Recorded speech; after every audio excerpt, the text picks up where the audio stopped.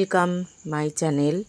তো নতুন একটা রেসিপি নিয়ে চলে এলাম। আজকে পমফ্রেট মাছের ঝাল দেখাচ্ছি। প্রথমে মাছটা ভালো করে ধুয়ে নুন হলুদ মাখিয়ে রেখেছি, সামান্য লেবুর রস দিয়েছিলাম। তো তারপরে যথারীতি মাছটা ভেজে নিলাম। মাছগুলো একটু হালকা করে ভাজবো। আর নিয়েছি এখানে তোমার জিরে, কালো সর্ষে, লঙ্কা পেস্ট করা, আর 4টে চেরা লঙ্কা, কাঁচা লঙ্কা আর ধনেপাতা কুচোনো। তো দেখো মাছগুলো আমি ভেজে নিচ্ছি, হালকা করেই ভাজবো, খুব বেশি কড়া করে আমি মাছগুলো ভাজবো না। মাছগুলো প্রায় ভাজা হয়েই এসেছে।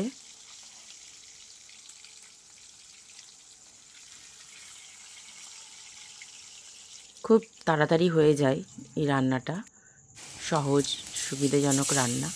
যাই হোক, এরপরে মাছগুলো ভাজা হয়ে গেছে। তেলের মধ্যে শুকনো লঙ্কা, পাঁচফোড়ন দিয়ে দিলাম, আর দিলাম অল্প পেঁয়াজগুলো নরম হওয়া পর্যন্ত একটু ভাজা ভাজা করে নেব।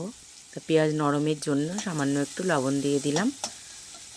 পেঁয়াজটা নরম হয়ে আসলে আমি একে একে দিলাম হলুদ, লঙ্কার গুঁড়ো, জিরের গুঁড়ো, সামান্য ধনের গুঁড়ো আর অল্প লবণ। একটু লবণ দিয়েই ছিলাম আগে।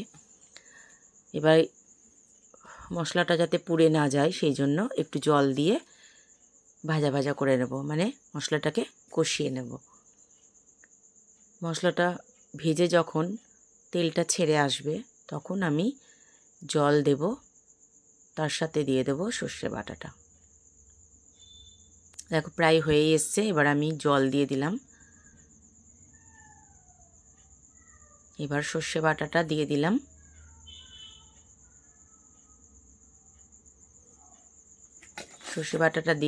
দেওয়ার পরে আবার একটু জল দেব, দিয়ে ফুটতে দেব। গ্রেভিটা ফুটে একটু ঘন হলে মাছগুলো অ্যাড করব।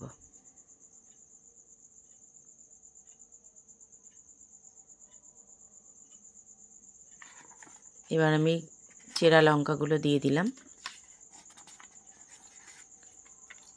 দেখো ফুটে গ্রেভিটা কমে এসছে। তো এবার আমি মাছগুলো দিয়ে দেব। মাছগুলো দিয়ে বেশিক্ষণ ফোটাবো না, কারণ তাহলে যেহেতু পমফ্রেট মাছ একটু নরম হয়, তো বেশি ফোটালে মাছগুলো ভেঙে গুঁড়ো হয়ে যাবে।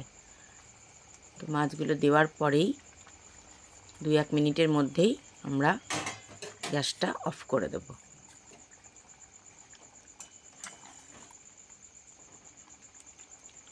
এবার হয়েই গেছে। এবার ধনেপাতাগুলো উপর থেকে ছড়িয়ে দিচ্ছি। পমফ্রেট মাছের ঝাল অলরেডি কমপ্লিট। দেখো সার্ভের জন্য রেডি করে নিলাম, থালায় ঢেলে নিচ্ছি। ব্যাস রেডি। তো তোমাদের যদি আমার এই রেসিপিটা ভালো লেগে থাকে তোমরা ট্রাই করে দেখতে পারো, এবং লাইক কমেন্ট করো, সাবস্ক্রাইব করে দিও। টাটা।